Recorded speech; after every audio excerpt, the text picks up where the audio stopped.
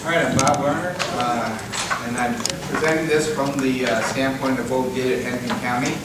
I'm currently transitioning to Symantec right now. I'm going to be the public sector SE and taking over from Russ Jensen, who has moved on to another company. I've been working with SEP 12 through the beta stages for about a year.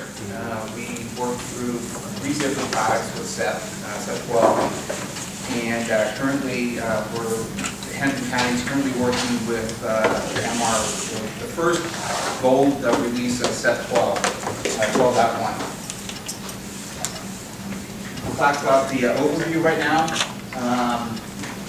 Talk about caveats, the current SEP 11 environment that we're running, the SEP 12 testing we did, and the migration strategy that Hennepin County is going to do, future state, and then also, if anybody has any questions, we can go there. I do want to say, I do have a disclaimer for everybody, that this is what we did at Hennepin County, and this does not have anything, this is not coming from the Symantec side.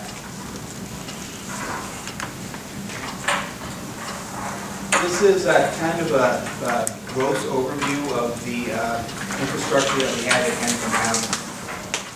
Hennepin County has approximately 14,000 devices. We currently have 9,000 clients and 2 security domains.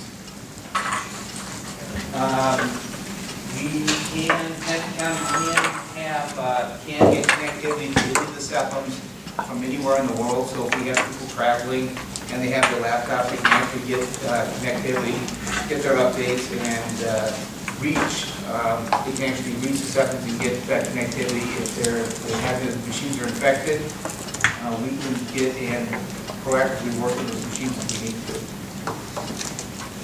We have several SEPMs in the DMZ and numerous SEPMs internally. We did SEP 12 testing in our lab. We initially started with a late alpha test of 12.1, 12 I believe it was. We went to a beta version of 12. We worked with several different types of servers. We worked with the embedded database. We worked with SQL 2005, installed it on the SQL 2005 server. We installed it on SQL 2008 server. Our migration strategy, moving forward, what we did is we installed it, we backed up everything first with Desert so that we had a fallback strategy. What we did is we were able to, at any point in time, if we ran into any issues, we could roll back to the last known state using Besser. We then did a clean install when the new versions came out. So we would do Besser, we would install, not upgrade to the new version. And we had numerous different applications in our lab. We had email servers, we had communication servers, we had domain controllers, we had 2 separate domains in our lab. We had application servers, we had different types of policy servers, and we had very little issues that we encountered in our lab.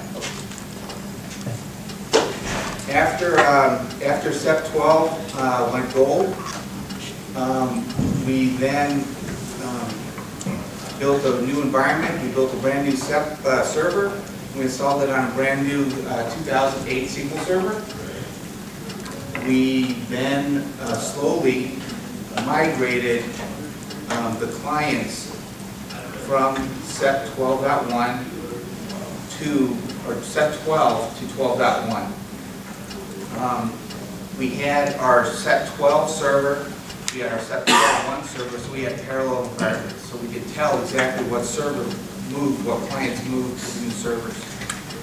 And that has always been our strategy moving forward. We've always taken 2 parallel environments. That allowed us to know if we ever had any issues.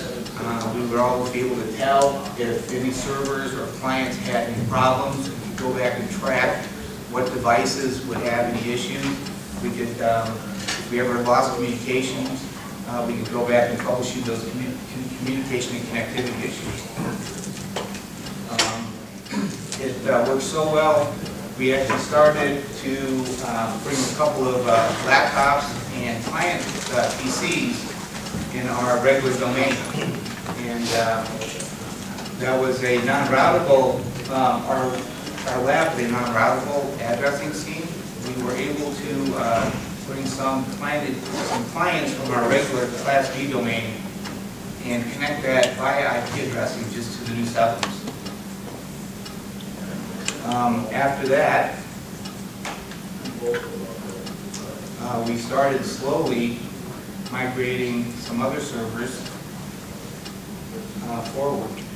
We got to the point in our 12.1 migration that we had a total of about 60 servers in our lab and in production that were all talking onto our gold cloud with very little issues. The clients had no problems. We had a couple of the servers, because of reboots, that we did notice a couple of the issues. They had some client update issues that we're currently, that Henton's currently resolving right now with backlight support.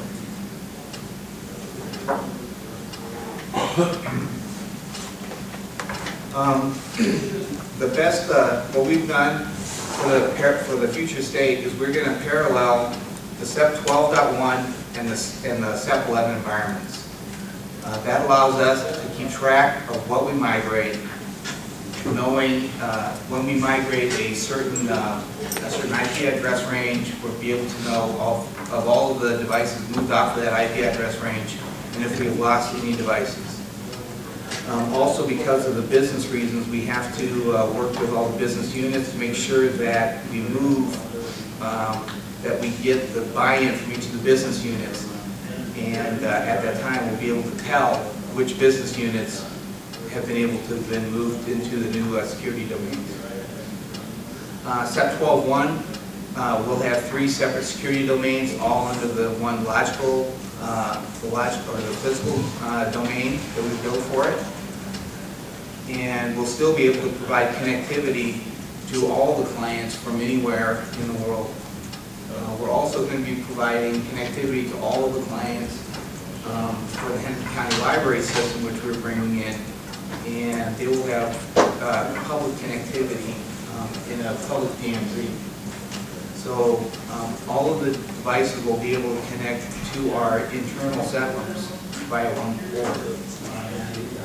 That's the model that we've chosen to go with.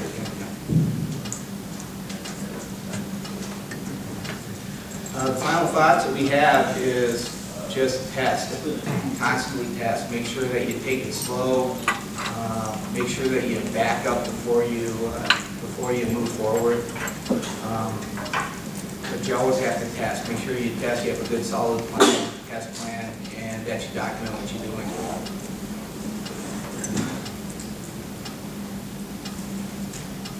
What mechanism are you using to deploy the clients? We had built some client packages, and we had deployed it either by hand, manually, or we were using SCCM. And SCCM in our environment can be problematic because of client connectivity. Sometimes the SCCM client will have some issues itself, and that's a Microsoft client connectivity issue that they're working on. There's typically 10 to 15% of the clients will go dormant in the SCCM environment. And we found that having 2 sets of clients on there, having both the Microsoft SCCM client and also having the SEP client, allows us to still tell what devices are out there. That's kind of a fail-safe. We've been able to correlate the 2 databases and be able to send somebody out to either re-image, we can send another SCCM client package down to refresh the SCCM client, or if we've lost track of that client in SEP, we can then send a SEP package back down to that device. So it's kind of been a fail-safe on both sides of the house. I'd love to hear how you correlate the two databases. That's something we were looking at too. Actually, since they're both in SQL, you can do SQL dumps and then do a diff between the two. Okay. I don't know if you're doing something fancy, but okay, that makes sense. No, it's just kind of really simple, and the SQL guys kind of like that. What about client installation failure rates? You see, We were, could install, fail, roll back. yeah, I think we were, from what I was hearing from the client installation teams, is they were running about 85% for success. And the problem that they were running into is that it was the SCCM package would send a success because it gets a return code from the MSI installer. And then it doesn't send a full return code based upon what the success rate of the install is. How Henpen wanted their install package was they wanted a no reboot, so we didn't get a confirmation of full successfully installed. They wanted to be in control of the reboot after the package, so they would install several things and do the reboot afterwards. SEP wants to actually have the reboot as an integral part of the install process, so that it actually goes and installs the low-level drivers. And that's really an integral part of the install on the client systems. That's where you really know if it's going to be successful or not. What about computers that, because in the past I run into a lot of pending reboots. Could install it, it failed. Actually, the pending reboot, we took care of that in the package where there is a registry key. Like pending file rename key? Yep, the pending file rename key that if you delete that key out, or you zero that key out, and before you do the package install, we actually wrote a script that it would rename that, do the reboot, and then go through and do the install. That it really increased it increases the success rates. Yeah, so that helped, but it took a while to figure that out, and we actually found that out after we did a unified communications rollout several years ago, and it was a holdover from an old Logitech camera driver.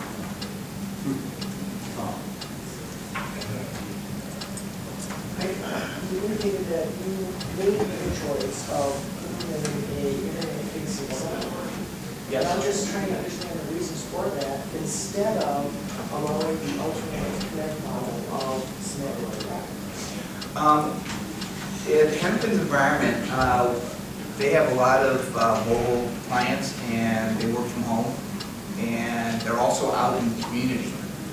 And so it makes sense to have SEPs out in the DMZ. But if we connect to Symantec directly, alternately, You could. instead of doing this, then I was in a contract, To- it would be more difficult for you to harden that particular interface cell from. Well, the SEPs only open on one port at Henpen. And it's on a non-standard port, and we're actually using the SSL security model, and they're talking through certificates. So each client, we package the client with a certificate. We're sending out a certificate as part of the package install, and that's how the Henpen package is bundled.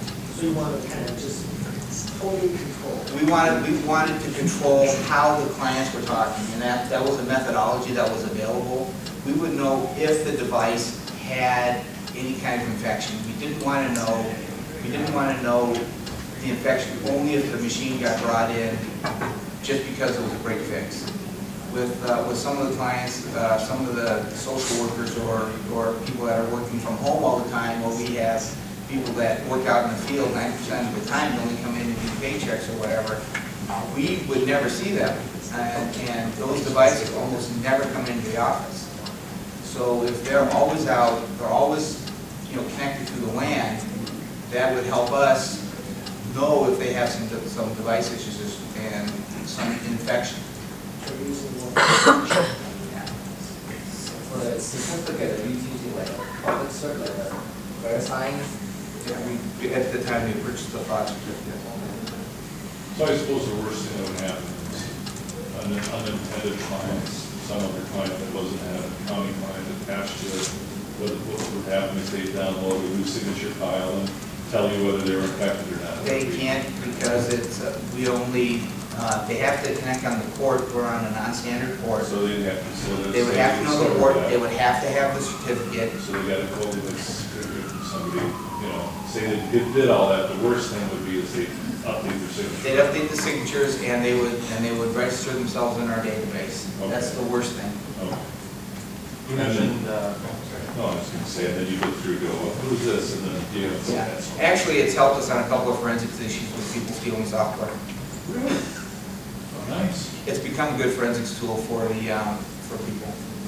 Sure, because The it's separate registered. database actually will tell you a lot of information without having to put forensics tools on the box and getting the, and having to go through the process of getting, of the discovery to actually install the tool.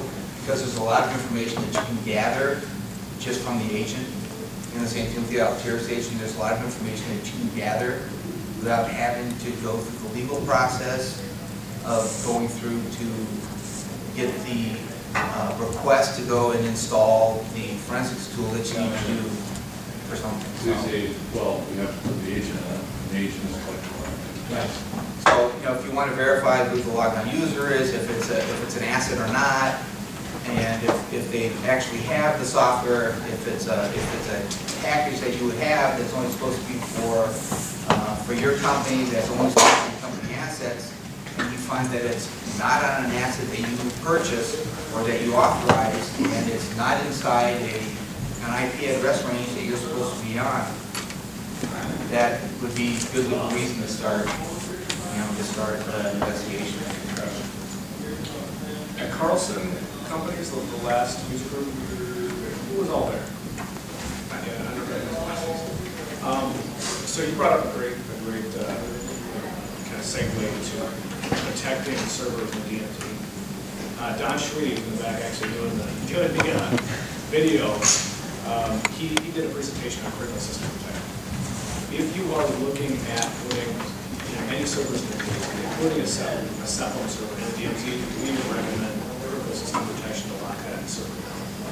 That, just give you an example, we took, actually Don was part of this too, we took critical system protection at Black Hat, and we essentially we wanted to see how or if anybody could hack through this solution.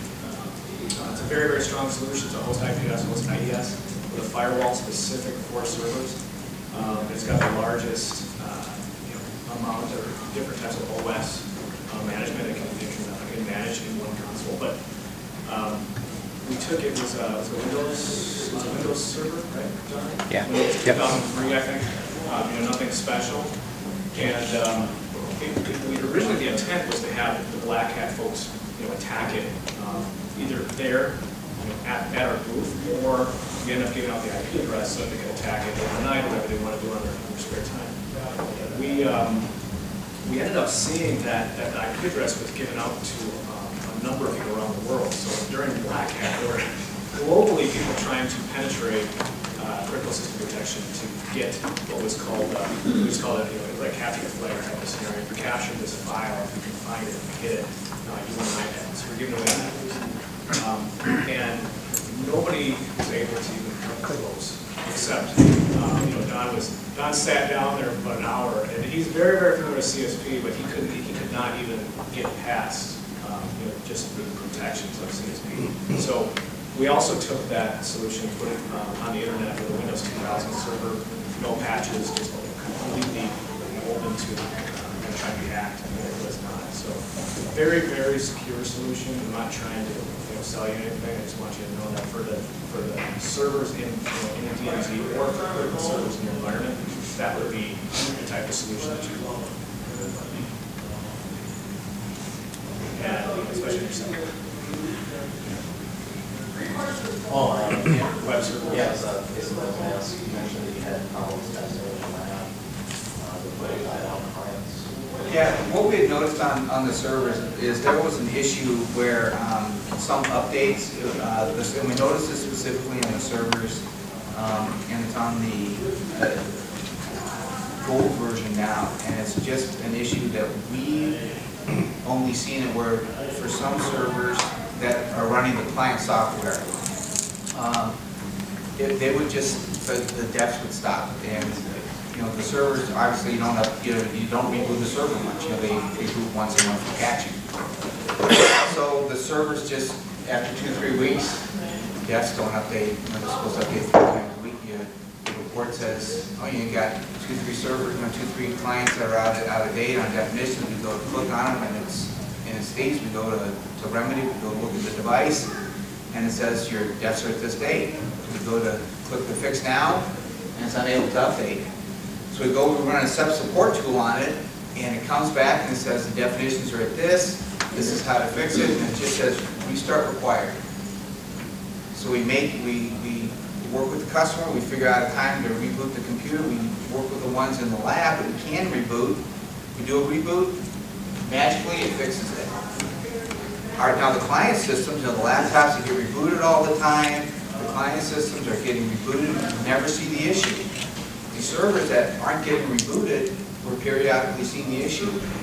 And it's very rare. We've only seen it on like 3 or 4 systems, but it was just odd. It's only after a couple of weeks. It's not on every system that we're seeing it on. We have not seen it on any of the, I would say the client PC, the ones that would get rebooted more frequently.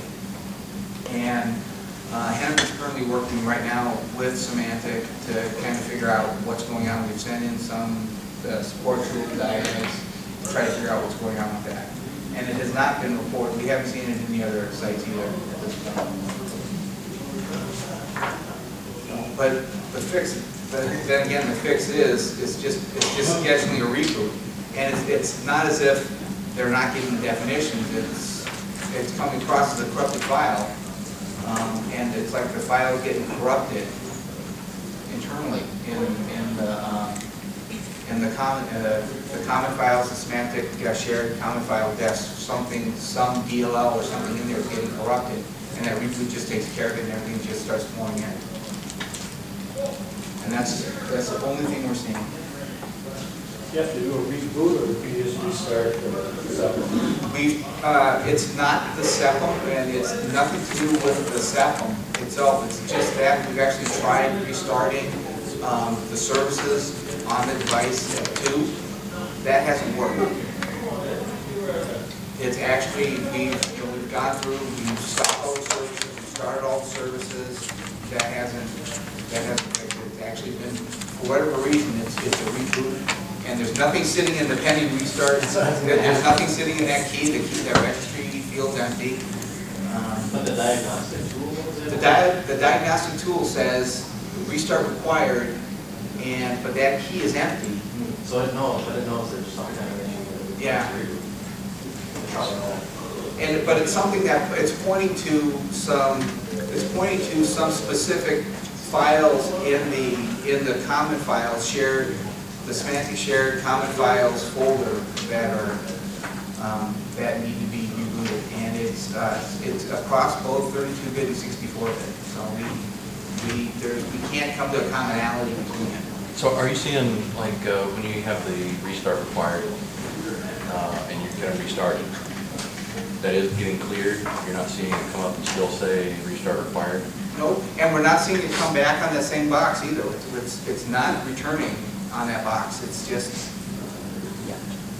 Yeah, because we actually had seen, where we had the recent restart required, and upon a reboot, even though it was reporting healthy, the restart required, we couldn't get rid of it. That was another odd issue, but I was wondering if you had seen the same thing.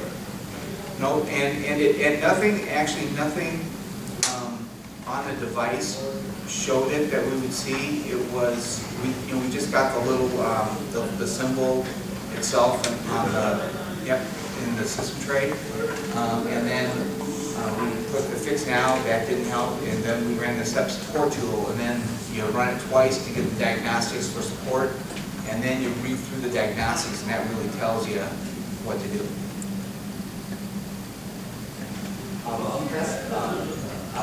device control features, location awareness?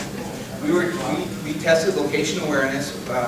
We did not test application and device control because that was not something that we were testing before. They are going to be testing it in the future. And the architecture at Hennepin County, they don't know how they're going to implement the application and device control. If they're going to be using Microsoft to implement some of that, if they're going to be using policy, if they're going to be using what features they're going to be using for some of that, because there's a couple of different ways they can go. We're looking at a couple of, if they're going to be, they may implement it through the enterprise agreement they just signed. About location awareness, with regard to the wireless, stable wireless on Wi Connect, kind of use? We use the location awareness specifically for how we switch between connected to the LAN and for internal and external. Depend actually switching between giving a live update button and not. Yep. And it depends on what set of DNS servers you're getting. And that worked fine. Because currently I have MR6, MP2 I believe, and I have a case, I had a case open in Symantec, and they came back. Technology was an issue with the SEP. Don't know how to, because we have a Dell wireless client, uses controls the wireless, so SEP uses the same feature to determine whether it's wireless connected or it's not connected, and it was confused. It didn't know. So if you have Dell wireless or Telco wireless, and utility that you use, it will screw it up. I haven't heard of that. Well, Maybe a driver conflict. yeah, no, it's because on 11.6 MP2 it uses a different logic to determine whether wireless or Ethernet. You can, I mean, what I would probably suggest is maybe changing the triggers. And simply, I did. you tried changing it without using something that came up. Like if you talk to someone, then it's, Right. things like that, or DNS or whatever, it's just the way that the text wireless. But the reason why was because we use the Dell wireless WAN utility, whatever, to control the leads like peak for wireless. So we need to use that, and basically that will control of the I don't know. They explain it. I haven't heard that. Yeah, I know when Hennepin was using the Intel wireless, the wireless utility, that it was very finicky, and you had to stay current on the latest drivers for that. Yeah. And you always had to stay with the latest one, whether it was from Dell or from IBM. You always made sure you had to be on the latest, because if you weren't, then you would get odd results. So I will say, Yeah, we've got a large VMware server environment, and with 12.1, there's the new virtualization features of shared caching and so forth. Did you work any of that? Do you have a server environment that you tested with? We started testing some of the shared cache. That was actually just the shared cache, the local shared cache. It was actually the feature that made my boss say, let's start rolling these out on some of the clients. She said, this works great, let's start rolling it out to some of the admins here. That's why you started seeing some of the laptops in there for the 12.1 testing. She said, oh, I love this. She said, my laptop went from scan, or my desktop went from scanning in 2 hours, to 20 minutes. Oh, really? And that's just because of the shared inside scan, the trusted files. And it was That's just a checkbox. It was turn it on, and the client does it. Yeah. well, there's the shared inside cache is actually it's a server that you would deploy in the virtual environment. I think it supports 50,000 clients. Yeah. But you want to keep it as close to the clients as possible. And that way you don't have network traffic going all the way across. It's basically just checking.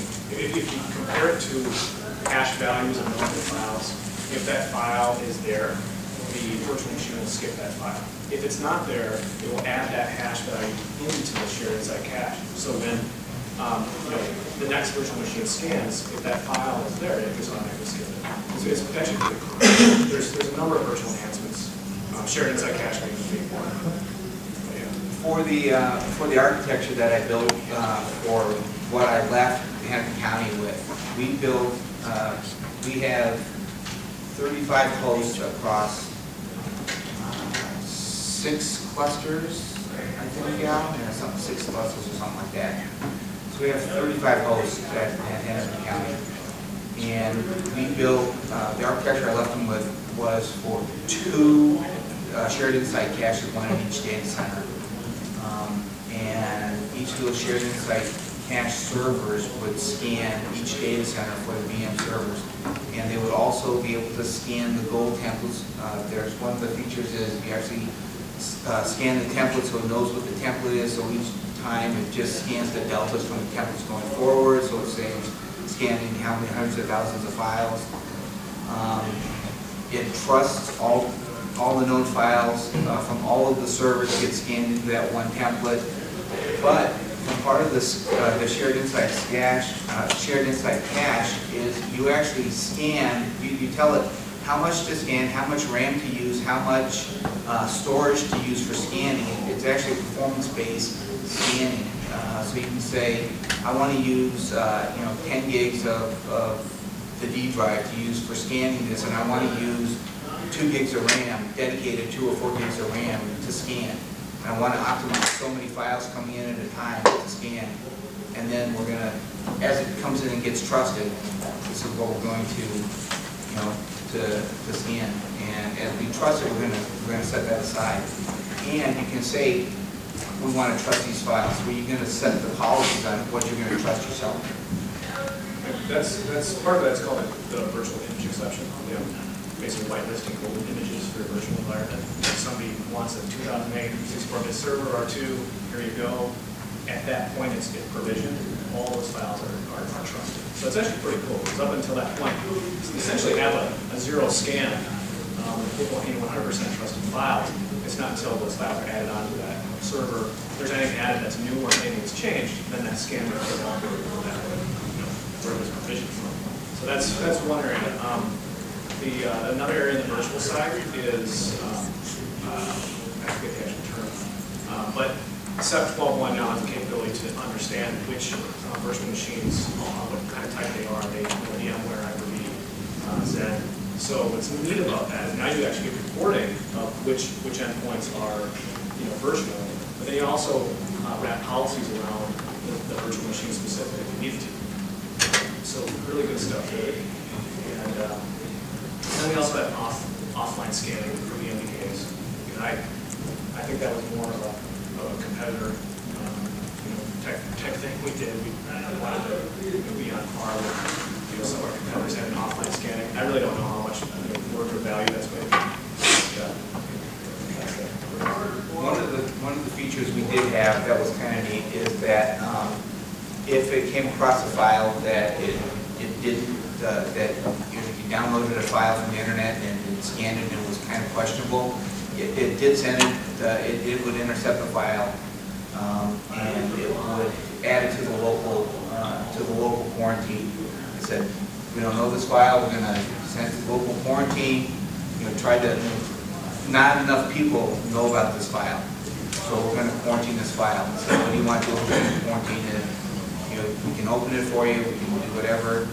But it lets you know that this is a potential security risk rather than just having you open it.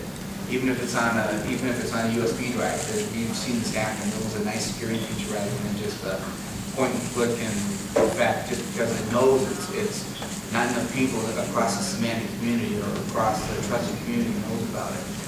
Yeah, that's if you have Norton at home, this technology is part of Norton has been in for about 2 years, and then we brought this technology, and we need to absolutely have that type of technology into Symantec Endpoint protection for our corporate customers, because now in 12.1 you have the capabilities to wrap policies around different groups of folks.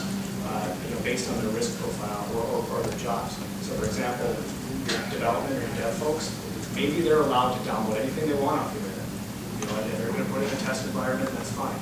But for HR, maybe IT, or whatever kind of groups you have, now you could say, within this download insight capability, you could say, I only want these files downloaded from the internet if the Symantec community, and let me go back, you say they're 100% trusted, only want 100% trusted files being downloaded. Or you want to have some flexibility, you could say, I only want to allow file downloaded if Symantec, we've seen it in the community base, it's been downloaded 10,000 times, it's been out for 6 months.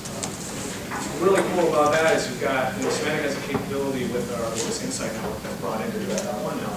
You've got blacklisted files, you've got whitelisted files. Okay, that's great. There's millions and millions of files of crap out there that's new. We have no idea what are good and what are bad. So having the capabilities to write policies from what your end users can download. And if they're new files, maybe you don't want them to download those types of files, unless, like I said, they've been out there for a while.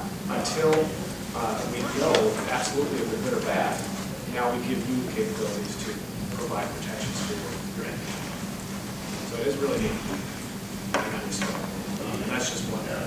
But we have, the Insight database has about 2.5 billion or more, I think it's around closer to 1 billion files right now, binary executables. And we add about 31 million files per week. So the one thing I will say is, one question that hasn't been asked is, what about all of the legacy applications or the applications internal to the companies? We will be scanning them every single time, because if they're not in our, they're not in the database, we don't have the hash values, and we don't know if they're good or bad. Those files will be scanned, like normal files are today. What we've done is, and I don't know if it's a support tool, if it comes with SEP 12.1. What we've done is you can take those legacy apps, so those applications internally that are brought in from your own folks in your environment, and it basically take this tool, take all these files, send them up to Symantec. We'll check them to make sure that there's no malware in them, or video viruses or anything like that. And if they're good, we'll add them to our database. So what's really cool about that is now all of your internal applications, if they're in our database, they'll be skipped if they're not good. So you have, well, what I've seen with the pre-beta code with the customer site that had a competitive product at the time, they saw an 80% reduction in the scans. It was just a basic, 32-bit machine, XP box,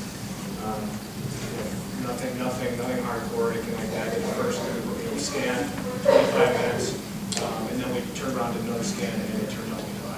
What's the turnaround time on that from submitting? I don't know. Honestly, I don't know the metrics on that. But one thing I wanted to get back to real quick is two things. Let me just start with the support side, because when we went from SAP, Symantec Endpoint, to SEP, about 30% of the calls that came in for support were around SEP. That was a lot. With SEP 12.1, what we're seeing right now is less than 1% from going from SEP 11 to 12. So the type of cases that are coming in are very, very few compared to what they were a few years ago, which is good. And part of the upgrade, the second point I want to add is the upgrade process. We've done a lot to change the upgrade and how it was going to affect the end users, the customer environments. What's really neat about 12.1 is when you install 12.1, it installs about 90% of the way. SEP 11 will always be there. And SEP 11 will continue to protect that server or that endpoint until a reboot occurs. And once that reboot occurs, then 11 is essentially uninstalled. 12.1 is finished, and then it will report in to 12.1. So it's really, 12.1 installs in the same folder path, except there's like a /bin directory that it sits in. And it's pretty, from, even like say going from some MRs or release updates that we've done, how it was almost felt like it was a written replace in a way. We've done a lot of enhancements for the upgrade process of that, so that being one, and it's been pretty slick so far. We all have it at Symantec. I think we're at the very last percentage of finishing our deployment. We have about 30,000 servers, and we have 18,000 employees. And before we GA the product, I think I mentioned this last time, we GA it in June, is our goal was to make sure that within Symantec we had deployed it to 10,000 clients before we GA it. We actually got 12,000 before we GA it, which was beyond our goal. That was pretty cool to see that we use our own selves as guinea pigs. We're a fairly big company in and of itself. We wanted to see what our upgrade process would feel like internally. And we obviously use Altiris when we acquired them. So we used Altiris to deploy for the upgrades.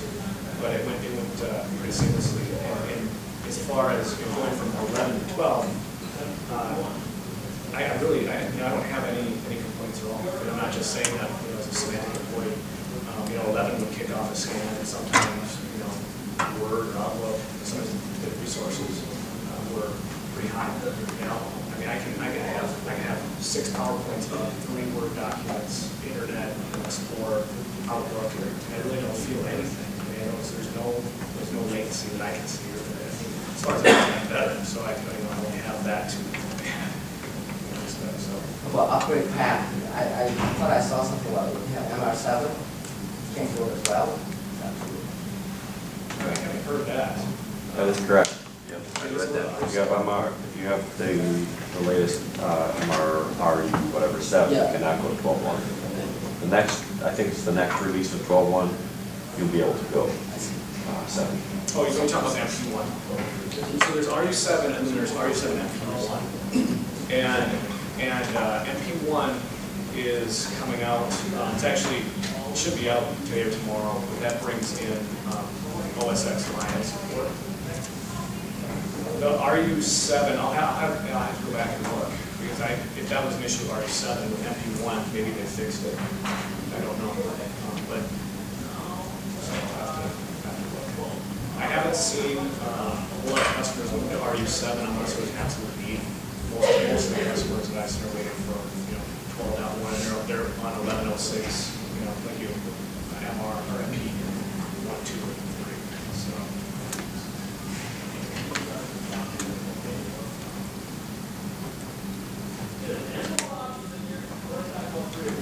Did I ask a question? Sure. We have a unique situation in which our server enterprise, we actually have a store of hash. We hash every file of every enterprise server that we store. Currently, we're trying to figure out how we can leverage that to determine certain hashings as a back. Is there any way we can leverage Symantec to help us determine that? Because here's our scenario. We have maybe a particular system file, but we have 788 of them with 1 hash. And then it goes down to 300, then it goes down to 5 that have this 1 hash, and 1 that has this 1 hash. And we wouldn't expect those small numbers. We would expect the much larger numbers, not the small numbers, like the thousands of servers.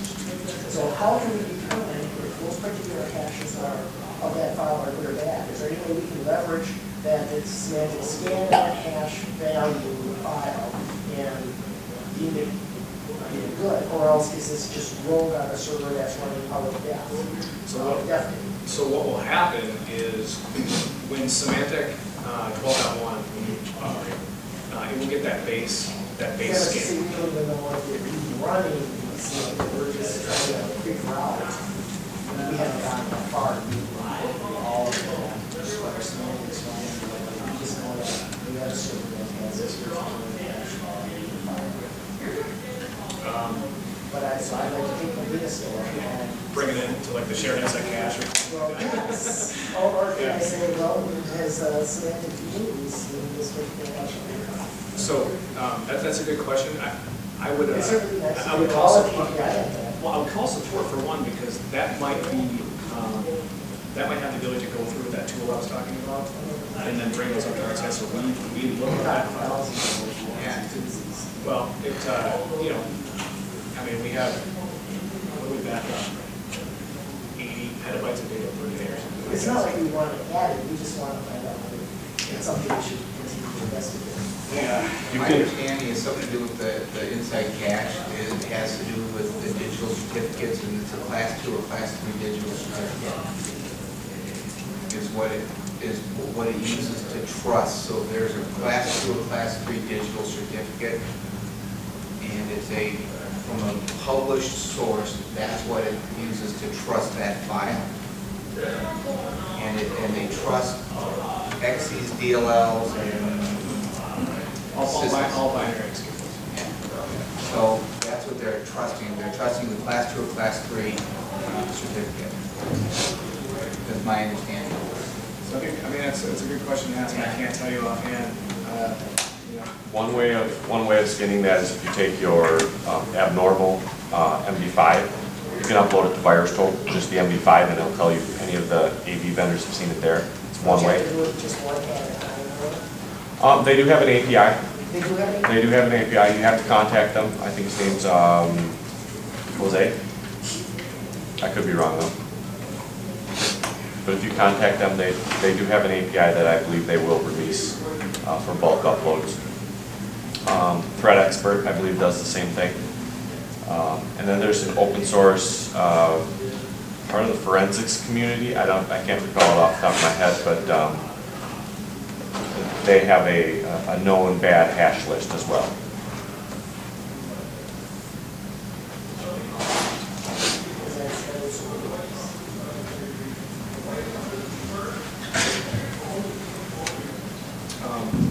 The nice thing about Symantec being here, for us, is that we can send those type of requests to some of the product managers. Now, whether or not that gets inputted, I don't know, but I can ask them, in the future, you might want to do that.